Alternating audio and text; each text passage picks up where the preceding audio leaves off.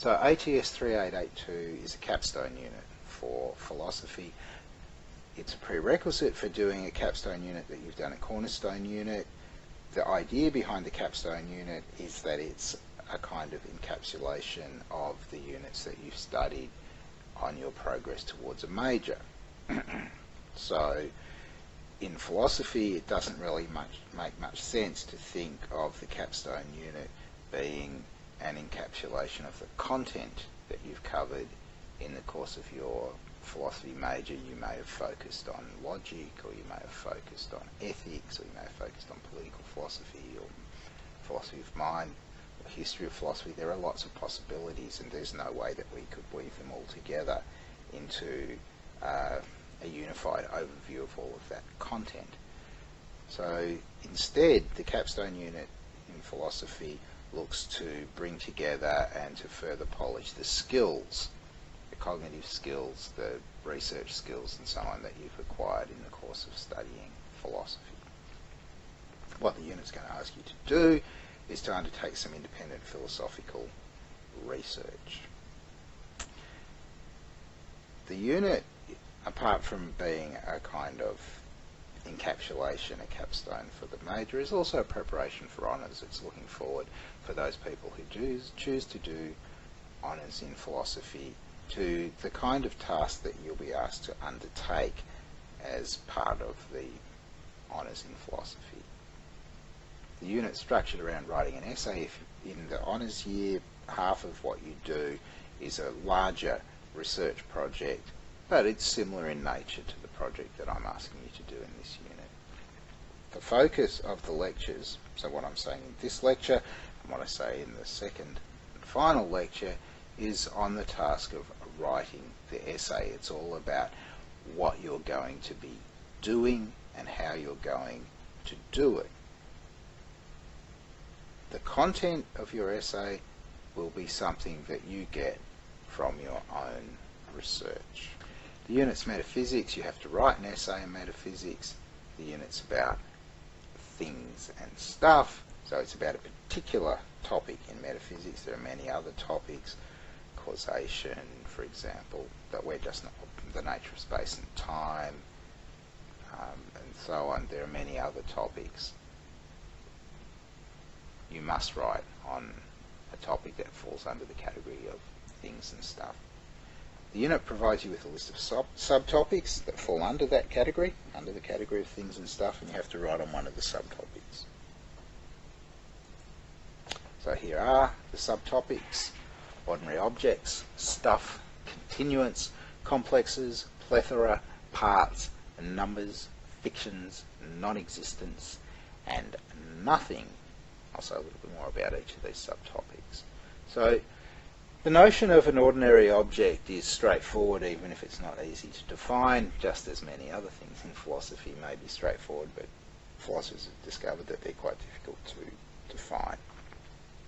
Ordinary objects include pens, trees, stars, trams, people, countries, mountains, and so on.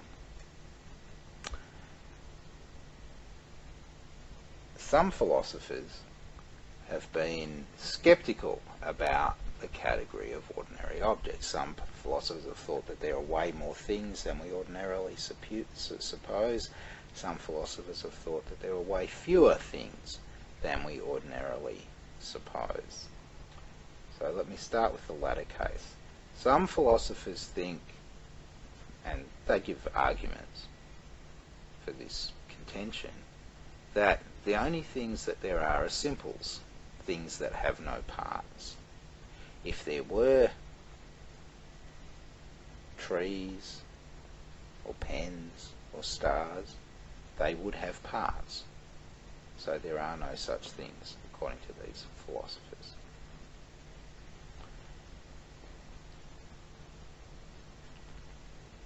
Other philosophers think that there are way more things than we ordinarily suppose. So ordinarily we suppose that there's such a thing as the Eiffel Tower, and there's such a thing as my right big toe. There are some philosophers who think that there's also a fusion of the Eiffel Tower and my right big toe. That object has as parts my right big toe, the Eiffel Tower, whatever are the parts of the Eiffel Tower, whatever are the parts of my big toe, and whatever are the fusions of parts of the Eiffel Tower and parts of my big toe. Right, so you can think of it as a sort of sum of two things that we ordinarily believe in. They're just those two things make up the whole of the fusion.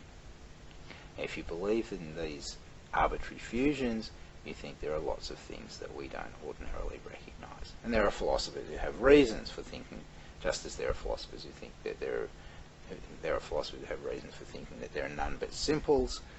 That's sort of one extreme view. There are philosophers who think that for any bunch of objects, there's also a fusion of those objects. Second topic, stuff. In ordinary language, we distinguish between, or there is a distinction that we can make about ordinary language between count terms and mass terms. So count terms, as their name suggests, refer to things that you can count. So consider cats. You can have one cat or 17 cats. So cat is a count noun. But not all nouns work that way. Some terms are mass terms. They refer to stuff. Consider water. It doesn't make any sense to talk about 17 water or 17 waters. Right.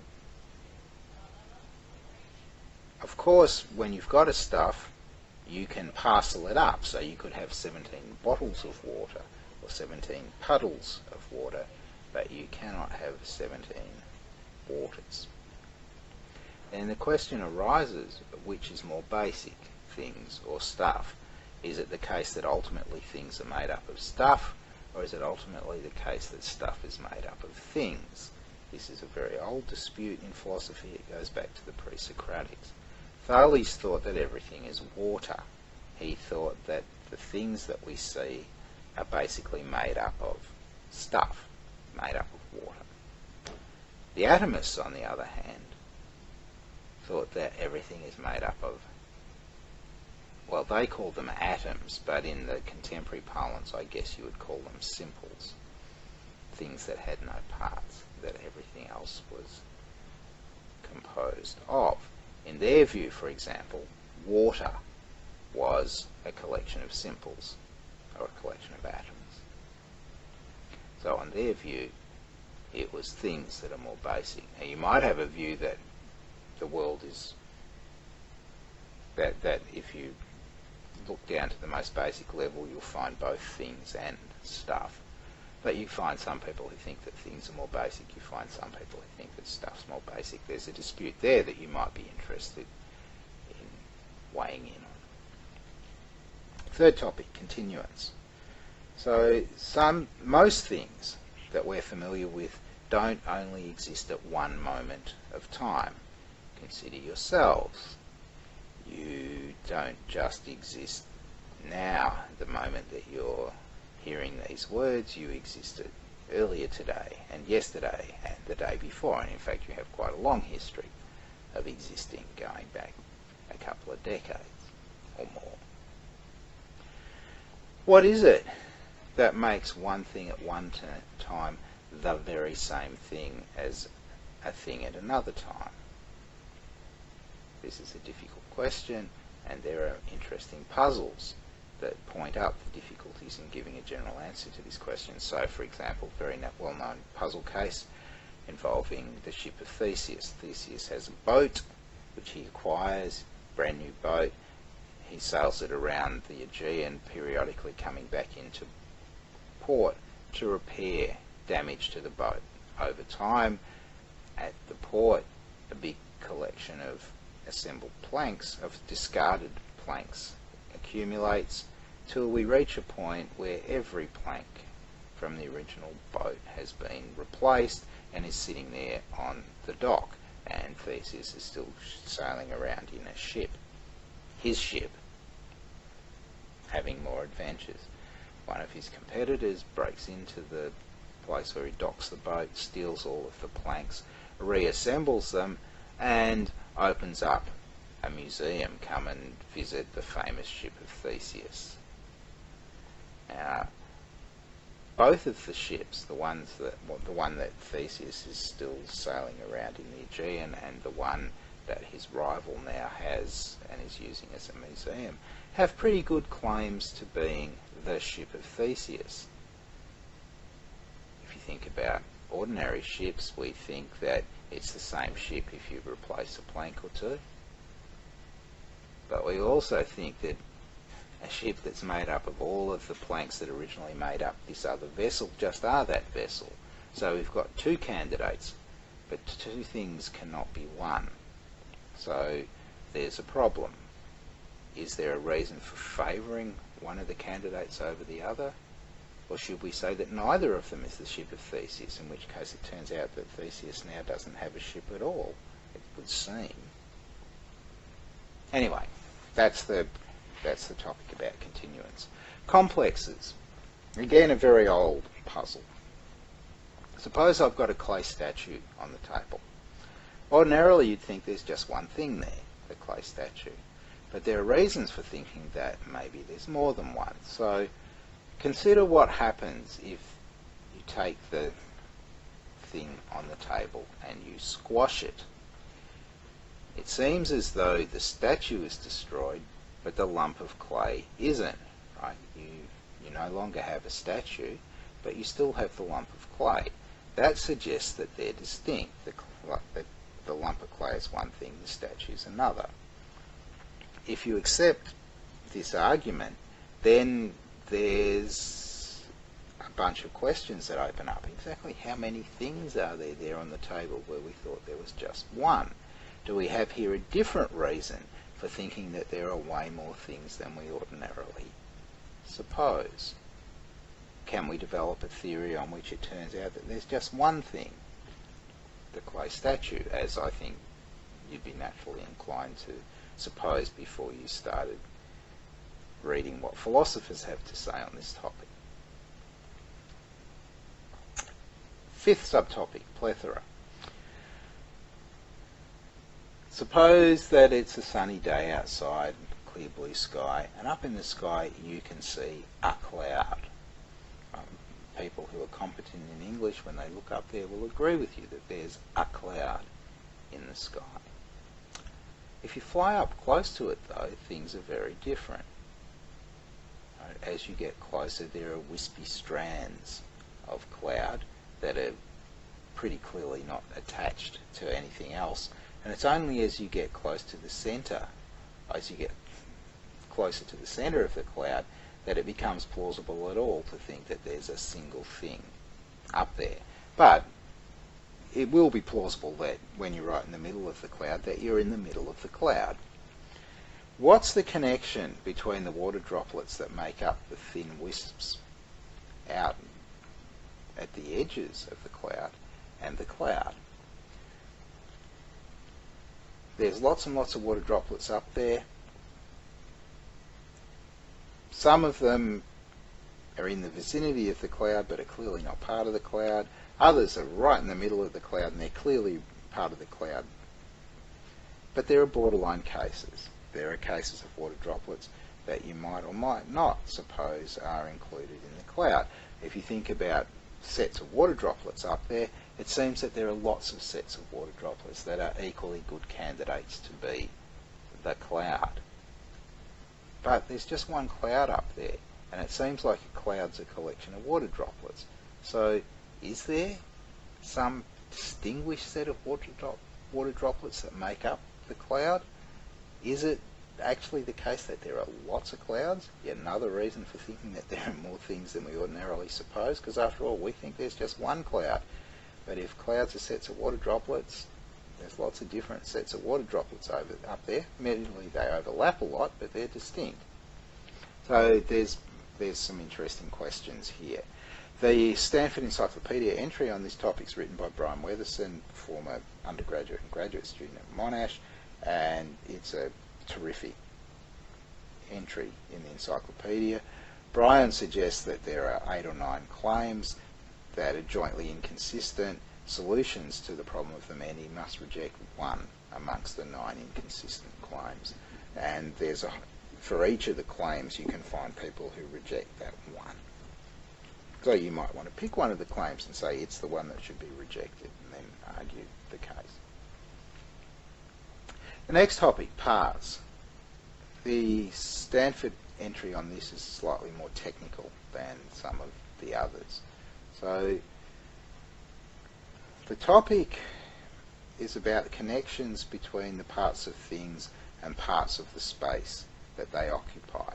Ordinarily we might think if we've got a thing that occupies a space, then for each part of the thing there's a part of the space that it occupies, and for each part of the space there's a part of the thing that occupies that space. So there's a match between the parts of things and the parts of the space that is occupied by those things.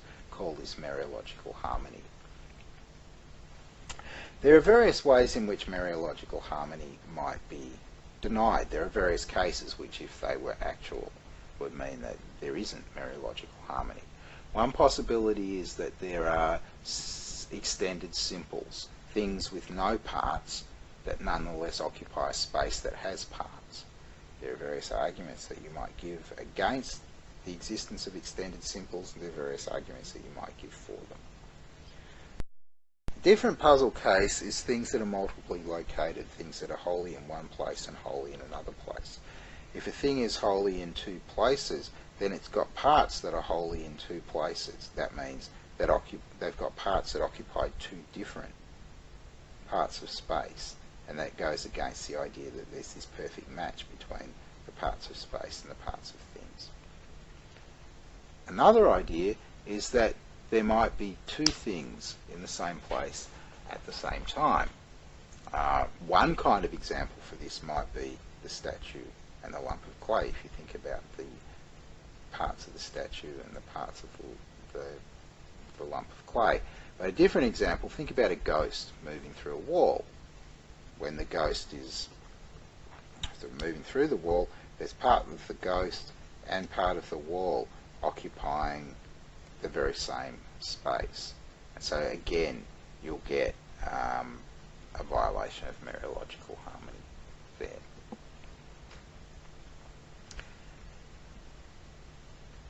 So far we've been talking about ordinary objects and problems with ordinary objects.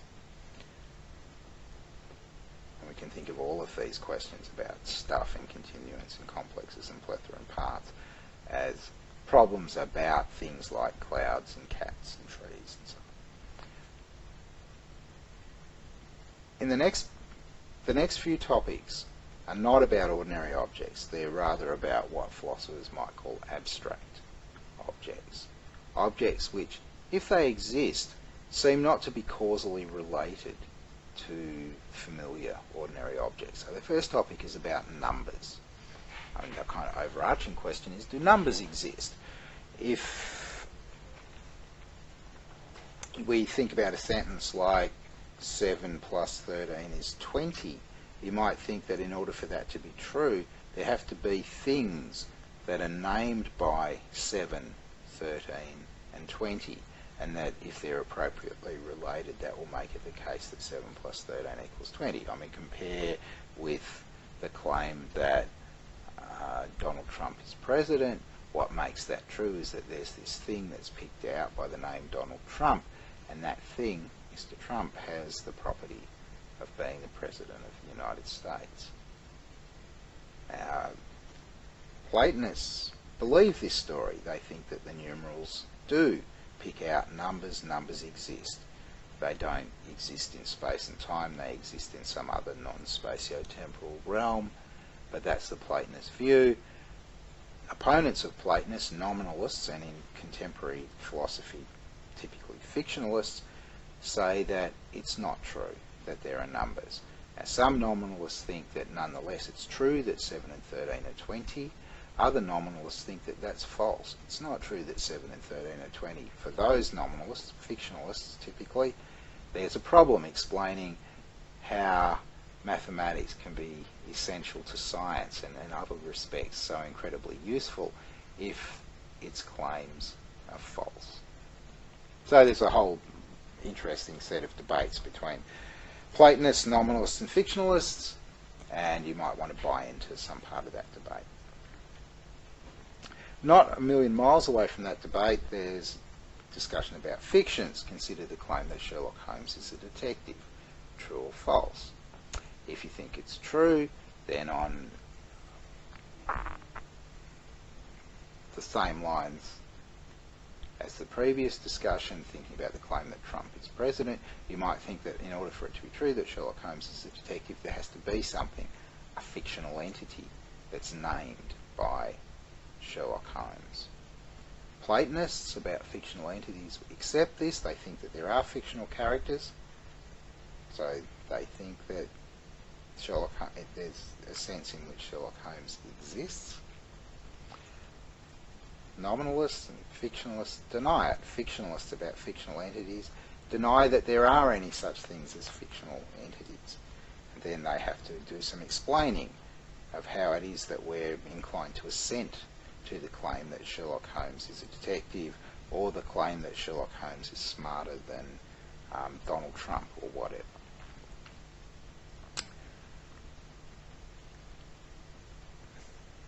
A slightly larger dispute about not just ordinary objects and abstract objects, but objects in general, is the question whether there are things that don't exist.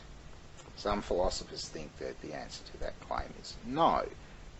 To be just is to exist just is to be. There's no difference between these categories, so the things that exist just are the things that there are. So that's the position, for example, of the American philosopher W.V.O. Quine, expressed in his famous paper on what there is in the middle of the 20th century. Other philosophers, including the Austrian philosopher Meinong, disagree. Meinong thinks that there are lots of things that don't exist. There are, for example, spherical cubes, things that are both spherical and cubical. There are such things, but they don't exist. You won't meet with them anywhere in space and time. Obviously, the spherical cube has contradictory properties. Nothing that, according to Meinong, nothing that you meet with in space and time has contradictory properties, even though there are such things. So there's a series of disputes between Meinongians and their opponents about what there is. They don't disagree about what exists. Or they don't have to anyway. The disagreement is about what there is that doesn't exist. Last topic, nothing. One way that you might ask a question here is, might there have been nothing at all? That question immediately entangles you in the questions about numbers and fictions. If you think that there are numbers and there are fictions, you probably think that they exist of necessity. And so that would give you a sort of straightforward answer to the question about whether there might have been nothing.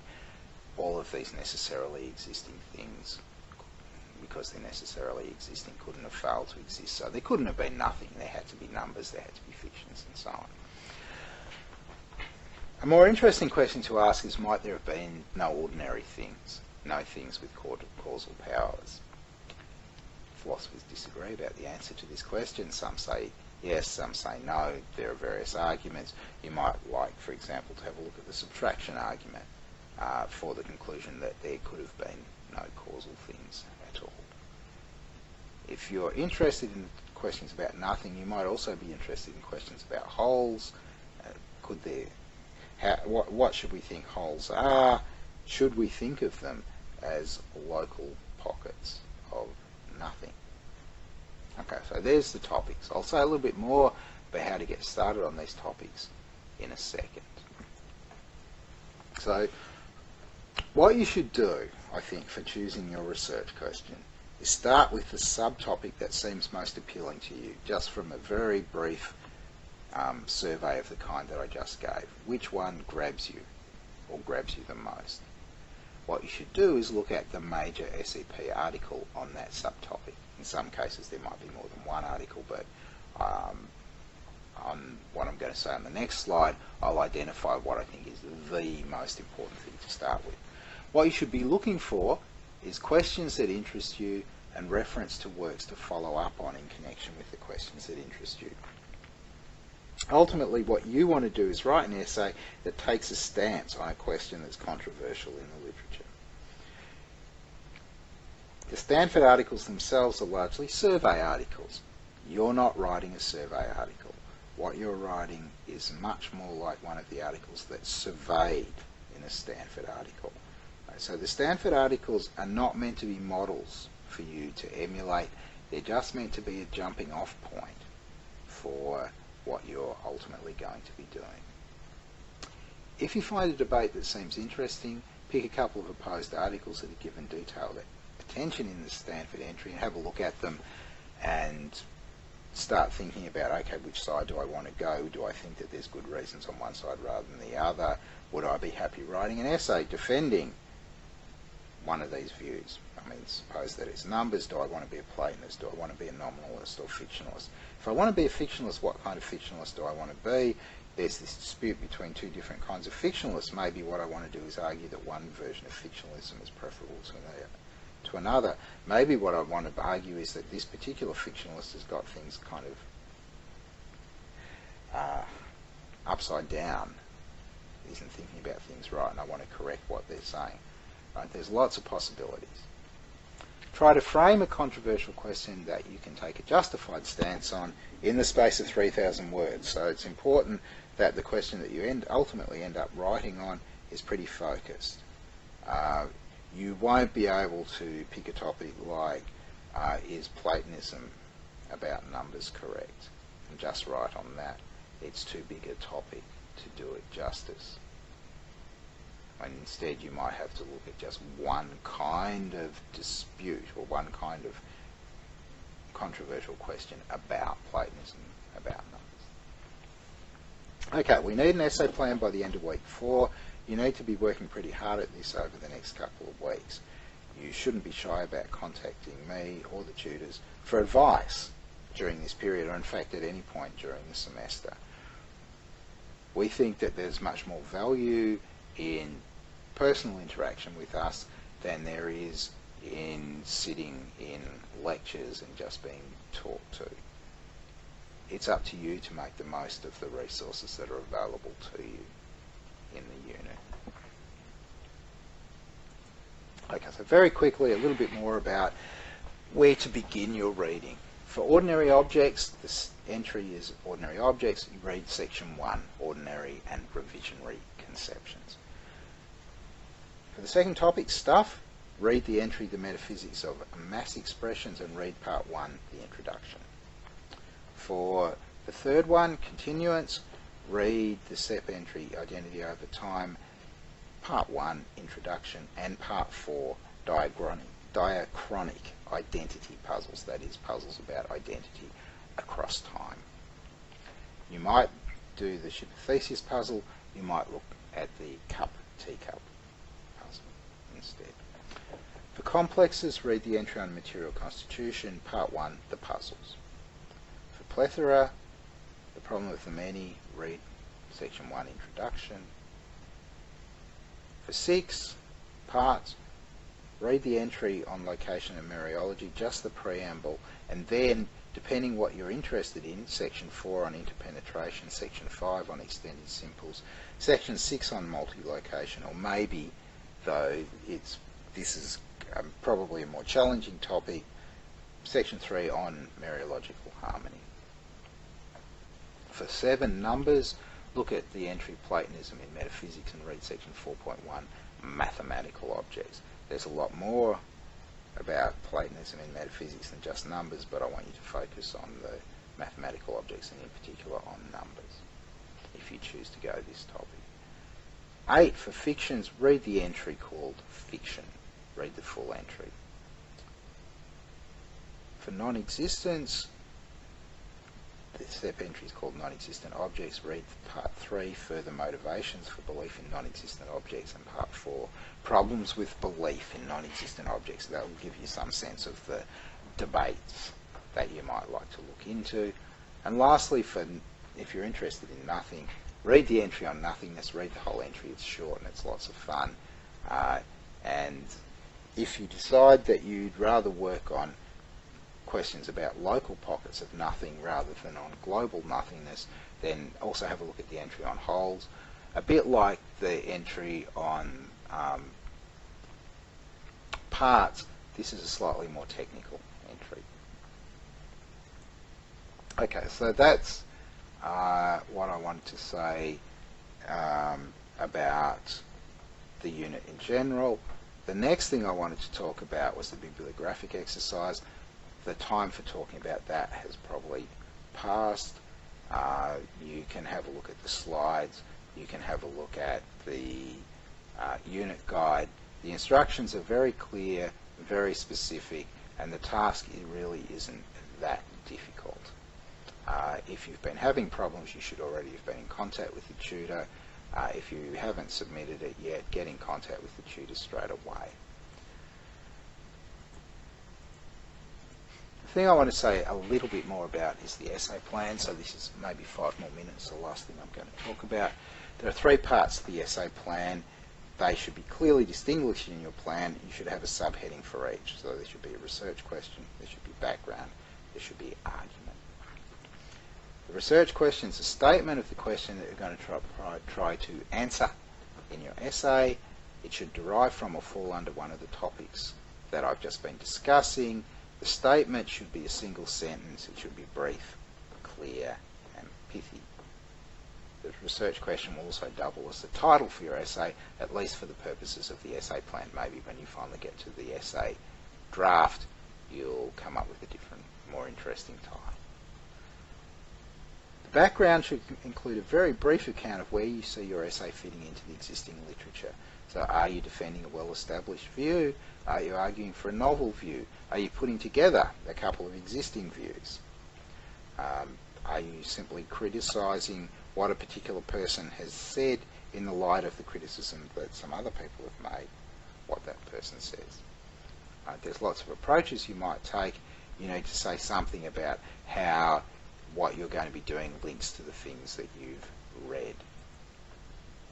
Argument, the third section, outline how your essay is going to go. How are you going to argue for the position that you're taking? You should give some indication of why you think that the position that you're taking is superior to alternative views. Note that you're not committing yourself to actually writing an essay that conforms to this plan. That's what you will do if you get an okay from the tutors, but if you don't, there'll be modifications and you'll end up writing an essay according to a different plan. What you're trying to do here is just say, right now this is how I think I'm going to argue. This is how my essay is going to look. The grading for the essay plan is as follows: 20% for research question, 40% for background, 40% for argument, broken down as suggested here. Note that a certain amount of the credit, about 55% of it, is for written expression, clarity, concision, absence of ambiguity. So there's a focus on being clear and concise, saying clearly what you want, and writing well. The rest of it is originality, feasibility for both the argument and the research question, engagement and understanding of the literature in the case of the background, and the structure, the logic, and how convincing the argument is in the case of the argument. When your essay is marked, there's a grid that will be used to do the marking, and there'll be ticks in the relevant parts of the grid. The last thing that I talked about in the lecture was a little bit about the 3 major resources: Philpapers, Philosophers Index, and the Stanford Encyclopedia of Philosophy. I'll just very quickly say something about them here. So the Stanford Encyclopedia is financially independent, dynamic, open access, peer-reviewed, internally cross-referenced encyclopedia of philosophy. What's important about it is that it's dynamic, so the entries are updated every few years. What it gives you is access to the cutting edge of philosophical research across a huge range of topics.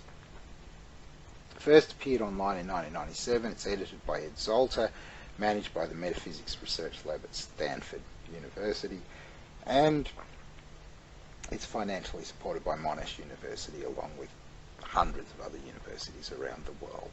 that's how part of the way that it manages to maintain its financial independence. Philosophers Index is a comprehensive bibliographic database covering research in all areas of philosophy. What I've reproduced here is the blurb for the Philosophers Index. There's the search facilities in the Philosophers Index are pretty good. You need to, if you're going to use it, familiarise yourself with the advanced search functions, or said differently, the ways of narrowing down your searches so that you find exactly what you want to, and a little bit of playing around with search terms will enable you to figure out how to use it. It's pretty straightforward.